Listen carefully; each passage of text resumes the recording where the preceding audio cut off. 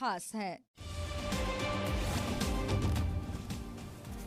वહેલી સવારે વલસાડમાં છવાયો વરસાદી માહોલ। અલગ અલગ વિસ્તારમાં વરસાદ તો 24 કલાકમાં રાજ્યના 59 તાલુકામાં થયો વરસાદ।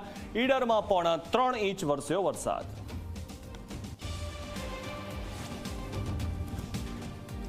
રાજ્યમાં વખરતા કોરોનાથી થઈ જજો સાવધાન। ગુજરાતમાં આજે એક જ દિવસમાં 108 નવા કેસ નોંધાયા।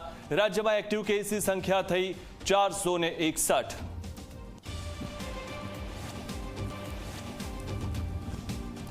ટ્રમ્પ સરકારથી રાજીનામા બાદ એલન મસ્કની નારાજગી સામે આવી। નવા ખર્ચ અને કર બિલને ગણાવ્યું વાહિયાત। કહ્યું હવે વધારે સહન નહીં કરી શકું।